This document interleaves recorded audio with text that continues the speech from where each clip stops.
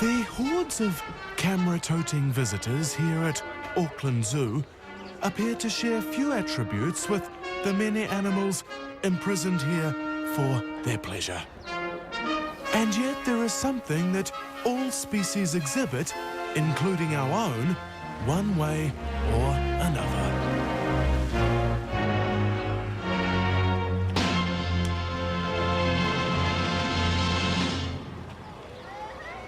Whether it be a mother tigress tending her cub, or even a monkey pleasuring itself in front of school children.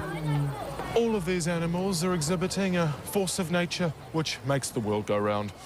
It's something that we need as much as them, and it's something that Maori have long had their own name for.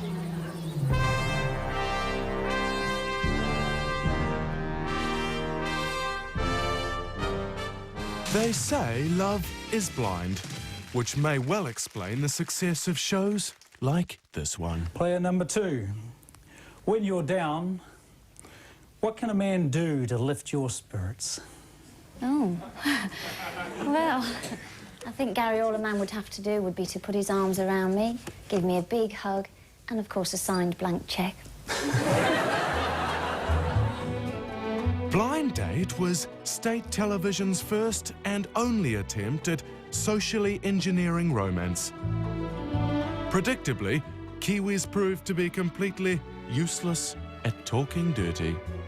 Since I've been working for a theatrical company, I've learnt to be very creative with my hands and my ideas. Well, Andy, I'm a computer consultant, so I'd have to say I don't know how to make all the right connections. Darling, what counts the most in your women? Well, I think it's how good she is at lambada dancing. Lambada! Now, that's a craze that's really catching on in a big way. Okay, play number 2. I am your bank manager, and you come to me for a loan.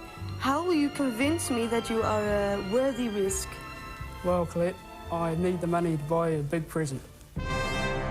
The show also provided a service for people whose desperation for fame was still in its infancy. People like Suzanne Paul, Andy Hanshandy Dye, JJ Funny Eyes Feeney, and most disturbingly of all, celebrity real estate celebrity Michael Bulgaris, who seemed to be channeling Benny Hill. Player 3 is a client who wants to be happily married. Say hi to Mary Lucy Pelletti. And player 2, step on down to the harbour. Stand up! Can we have a bucket of water from the sky or something? Good Lord. Your blind date is a legal word processor and house executive. Michael Bulgaris meets Therese McDonald.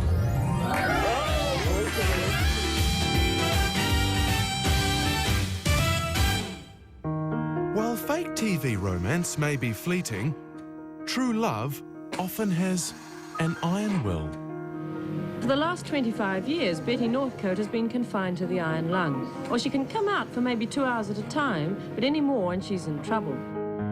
It's hard to imagine a story more romantic than that of Betty and Noel Northcote. I am totally dependent upon him. He does do everything for me. So it does put quite a strain on him. Noel had even modified a bus so that he could take his beloved on romantic road trips. Maintaining the bus is expensive, especially when it includes another iron lung. It's something I've taken on to do, and the enjoyment it is actually of doing these things, because the way she is situated, I see lots of things that possibly other people don't see.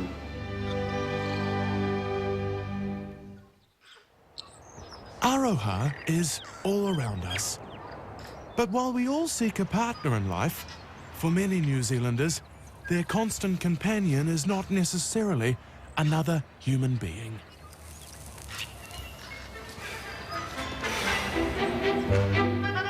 Cigarettes have been the darling companion of generations of New Zealanders. We took our loved ones for a stroll, had them close at hand while playing competitive sports and took them out with us on romantic candlelit dinners. Our lips have licked and sucked on countless fingers of tobacco. It's an intimate kind of love, sensual and illicit.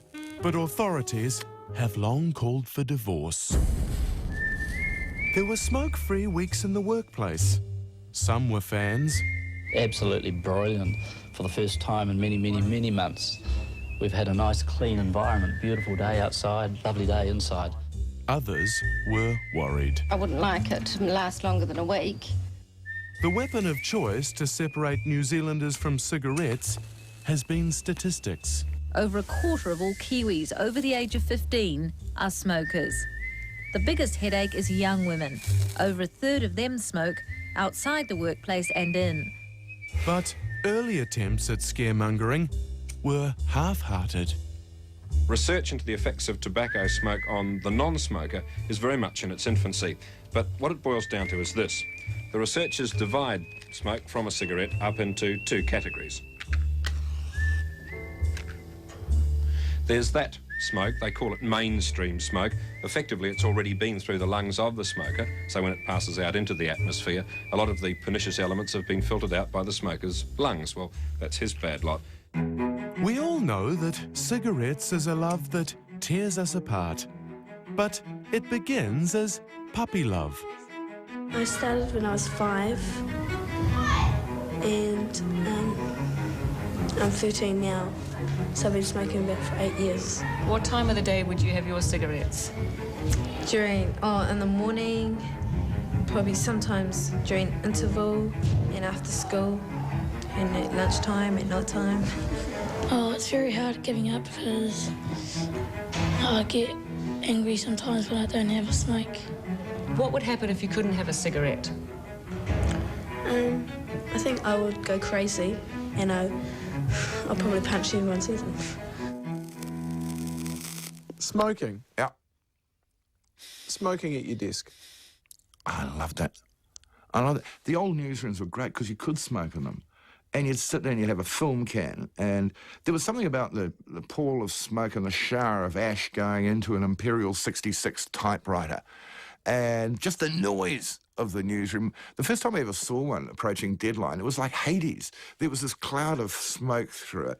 There was the clatter of the typewriters, the shrill ringing of the belled telephones, the teletext machines going, and people screaming into phones. It was fantastic. It was the best adrenaline surge I've ever had. Do you miss the days when you could smoke at your desk? I do smoke at my desk. Who's stopping me? This is Osama bin Laden, just one way of imbibing their sacred smoke and forbidden fumes of a plant that is undoubtedly our most loved habit-forming herb.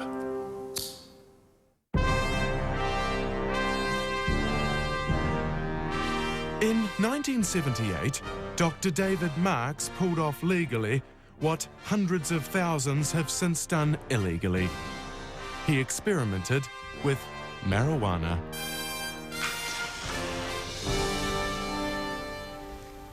Smoking pot is a ritualistic affair. The joint is passed backwards and forwards, with users sucking in large quantities of air with the smoke to increase the effects. Well, at this moment, anywhere between 50,000 and 100,000 New Zealanders are under the influence of marijuana. The subjects of the experiment were placed in a dark room and watched like marijuana-smoking tea party chimps. Being stoned on cannabis can provide altered perception of sound and vision, a slowing of time, and other effects ranging from new qualities to sexual orgasm to more subtle humour. So who was that I saw you with last night? It also increased the user's ability to laugh at their own jokes. What's the matter is? I thought it was the mayor.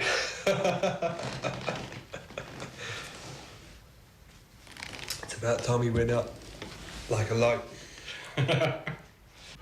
I don't think he's as stoned as we are either. I think Our results show pretty clearly that the harmful and hazardous effects have been greatly overestimated. Unlike academics, sporting administrators would have us believe that sports people have a lesser predilection to the vices of human nature than the rest of us. History, however, tells another story. Matthew Hart, Dion Nash and Stephen Fleming are suspended for 3 matches. That means they'll miss all the one-dayers against the West Indies. For one brief, beautiful moment in the mid-90s, cricket in New Zealand was exciting, daring and sexy, albeit totally unintentionally. Was here at the Zomalast guest house in Paarl near Cape Town, where officials say the players admitted smoking cannabis at a team barbecue 3 days before Christmas. Many were said to have partaken, but only Dion Nash, Stephen Fleming and Matthew Hart had the courage to own up. There was definitely a couple of days there where I didn't walk down the street, a couple of days in bush, but I mean, that's to be expected, isn't it, in situations like this. If nothing else, the incident begat our best banner banter in an otherwise banal sporting back catalogue.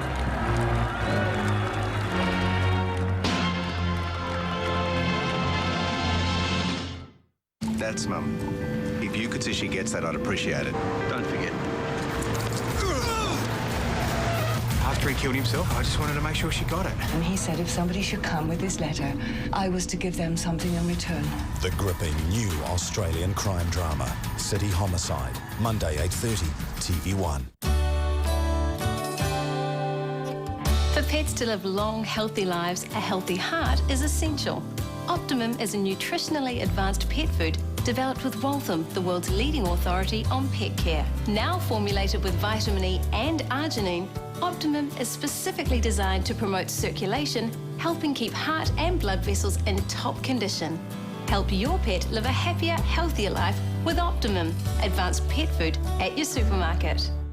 At Valentine's, you dine free on your birthday. That's right, dine free on your birthday. Have a break, not a break down these holidays with Midas, New Zealand's vehicle servicing specialists.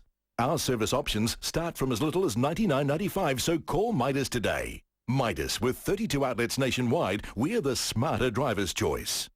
This is the Westpac Debit Plus Visa card. It's not a credit card because you're using your own money from your everyday account, like EFTPOS. But it gives you all the convenience of a credit card. So you can buy things like your favourite music online, order stuff like pizza over the phone, or even top up your prepaid mobile.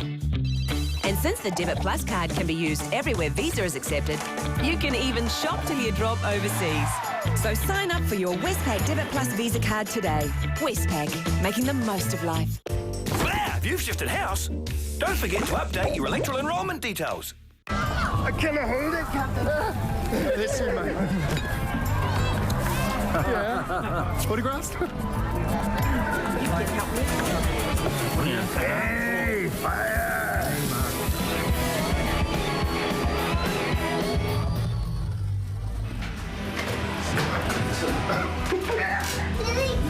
Airplane, mate.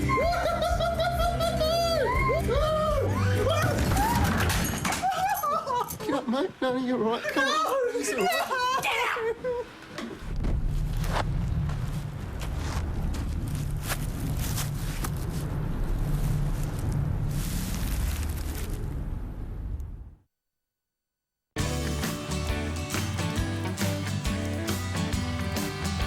Laser eye surgery at Auckland Eye. Freedom you've only dreamed about. Call today for your free assessment. 0800 New Eyes. Your only regret will be not doing it sooner.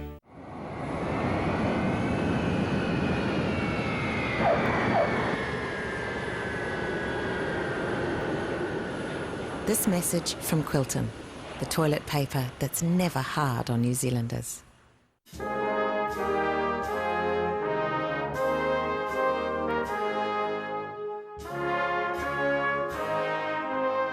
This message from Quilton, the toilet paper that's never hard on New Zealanders. Some sort of execution? A frenzied attack in a massage parlour. There were suggestions of a fairly insane jealousy. Forensic Investigators. Monday, 9:30, TV1. It's fair to say that New Zealand has had a love-hate affair with Te Papa, our national museum and gift shop. And while the arty whātiarati like to shit on it from a great height, the public retain much aroha for it. Indeed, they come here by the busload. Thanks in no small part to controversial exhibitions like this one. These plaster casts of famous phalluses may have shocked some, but already the Te Penis exhibition has drawn more visitors than Picasso, Monet and Colin McCann combined.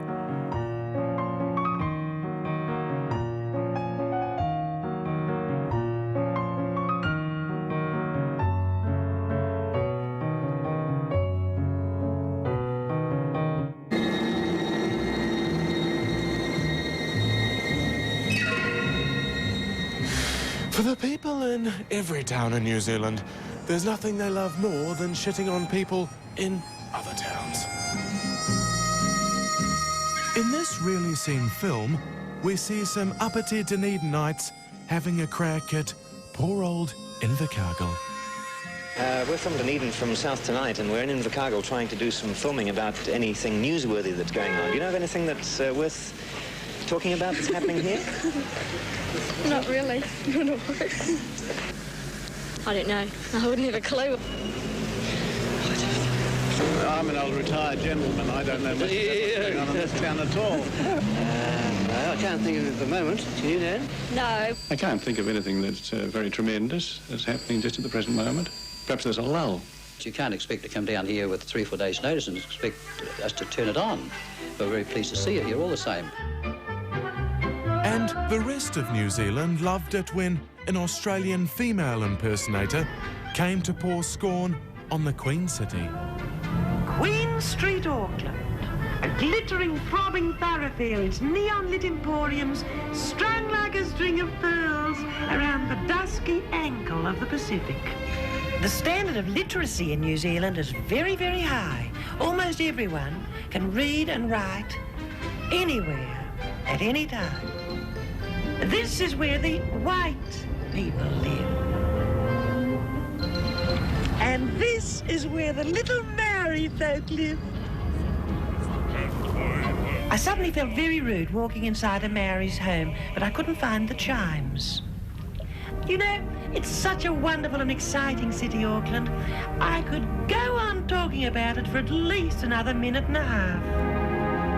If only Dame Edna had gone to Dunedin in August of 1890, when the Dominion's first wife-swapping party was said to have been held.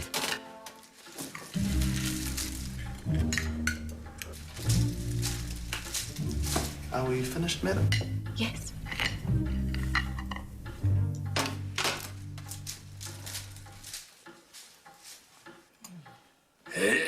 Well, I must say, this is rather awkward. Yes, but also rather exciting, don't you think? Rather. So, how do we proceed, Lord Aubrey? Well, the way that they played it in America was to use keys. Keys? For what purpose? Well, we each put a set of keys into the bowl, mix them up, and then randomly take one out. Whoever key one selects is the person that one swaps with, if you will. Let's get on with it presently, then.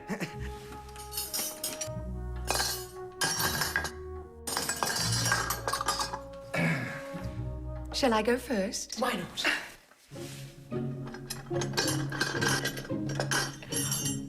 Whose keys are these? They're mine. Oh. What do we do now, then? No. This won't do. The whole point of this game is to swap partners. So that I may go with Mrs. Frobisher and Lady Aubrey may go with Sir Graham. Oh, why didn't you say so in the first place, old boy? Yes, quite. Well, shall we?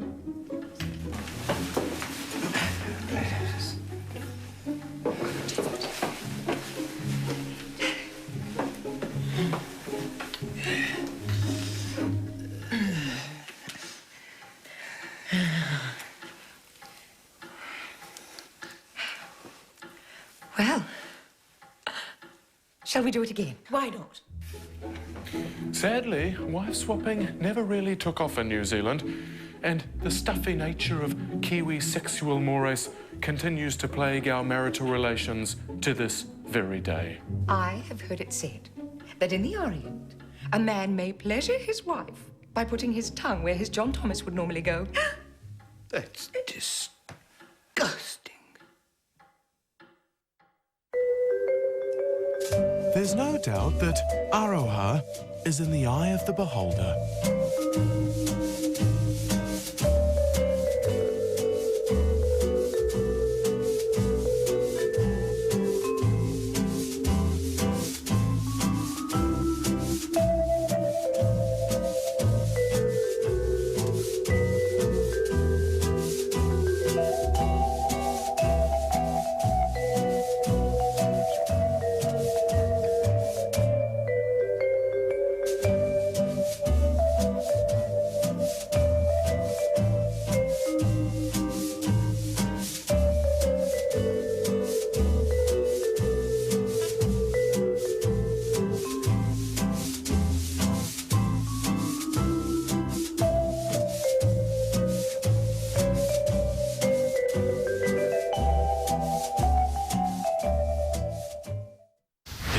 The excitement of the Olympics had come to an end, think again. TV1 brings you the Beijing 2008 Paralympic Games. Coming up next, right here on TV1. Proudly supported by Mitsubishi Motors. Nourish. We all want our kids to grow healthy and strong, which is why Anchor brings you Mega. Mega gives them 40% more protein to help build muscles, and 38% more calcium to help build strong bones, plus vitamin D to assist in calcium absorption. So for mega strong kids, just add Anchor Mega Milk. Win a year of Anchor Mega. To enter, visit anchornourish.co.nz. Wine experts know exactly the best time to plant grapes and when to pick them. All you need to know is the best time to buy wine, and the best time is this week. Save big with Wine Week. Pack and save, our policy, New Zealand's lowest food prices. If you've shifted house recently, you need to update your electoral enrolment details. Don't worry, it's easy. Just call 0800 36 76 56, free text your name and new address to 3676 or enrol at any post shop. My dentist told me that healthy gums are critical for healthy teeth. So use Colgate Total. Colgate Total is clinically proven to deliver 12 hours of antibacterial protection for teeth and gums. Its unique patented formula provides 12-hour protection against bacteria, which lead to cavities, plaque and tartar, even between brushing. For healthy teeth, I protect my gums. Colgate Total, 12-hour antibacterial protection for teeth and gums. Ask your dentist about healthy gums. Book a holiday to New Caledonia and get our amazing half-price holiday deal. All airfares, accommodation and airport transfers are just half price. 4-night packages from just $7.99. This offer won't last long, so see your local travel agent now for details. Dodge Nitro SXT Diesel.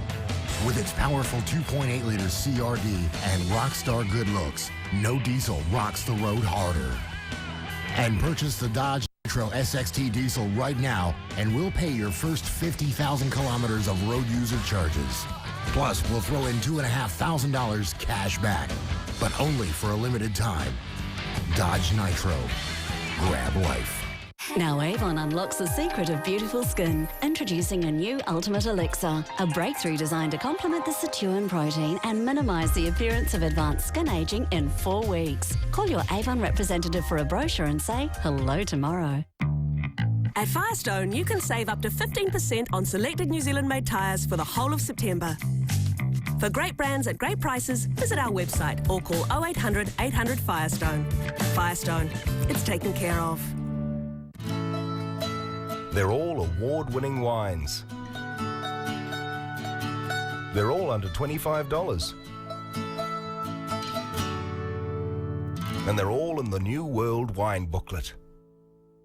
To know them is to love them. Surely I'll ascend to the bosom of the Heavenly Father. The neighbourhood nag. I'm a God-fearing woman. Well, you put the fear of God up others. The reluctant husband. The only songs I'm going to wear in my day is the deathly ticking of a carriage clock and I'll bear a breaking wind. The sassy bar star. I want to go to Spain, sit outside a cafe, and have a fag. Well, I'm partial to a Spanish fag. Good neighbours, good friends, good grief. Coronation Street, Tuesday and Thursday, TV1. The love of nature is one form of Aroha of which New Zealanders are proud. Here Greenies are taking a more liberal view. Treat people like trees, they say. This is what you prefer to hug rather than... If it's not fun, it's not green. But tree hugging had a serious side too, especially amongst the greenies and hippies of the 1970s. The idea may have seemed quaint and innocent, but in fact, the Green movement itself was hiding a dark secret in a dark place.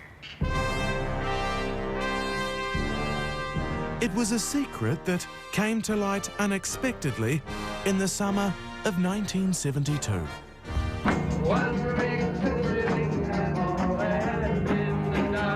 Hippies, the harmless champions of the environmental movement. Their detractors like to pigeonhole them as idealist, tree-hugging peaceniks. But in Auckland's inner city domain, the tree-hugging has taken on a sinister bent. The Current Affairs show gallery had unearthed a rotting scandal that struck at the very heart of New Zealand's cherished clean, green image.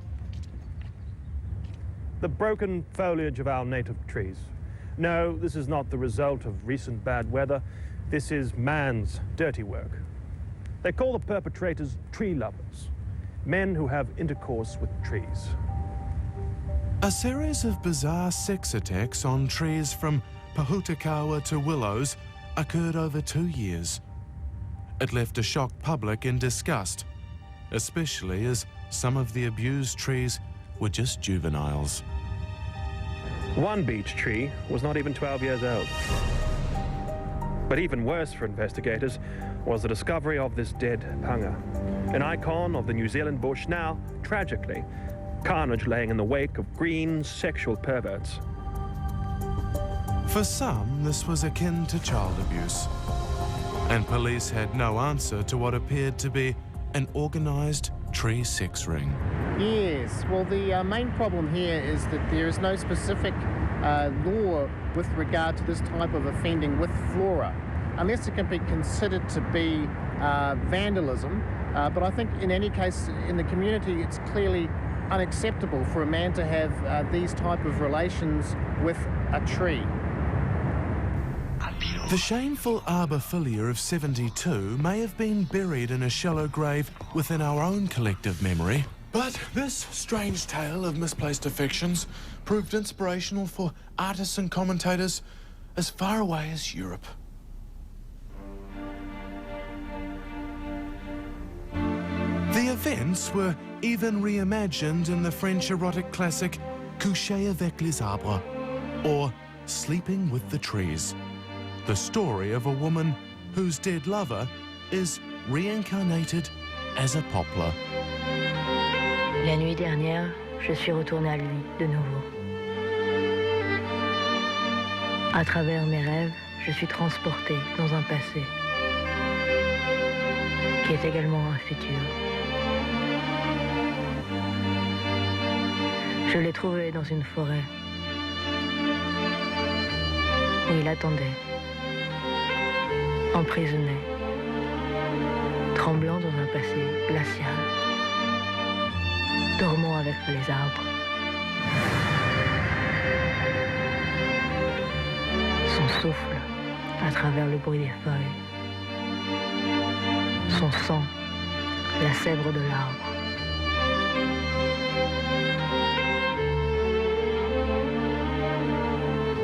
Ses os, des branches cassées, des branches cassées, des branches cassées.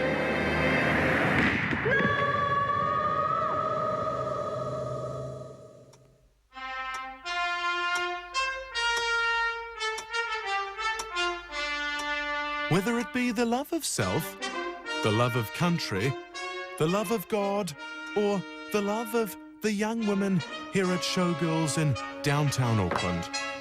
It's clear that Aroha has always played a big part in the lives of New Zealanders.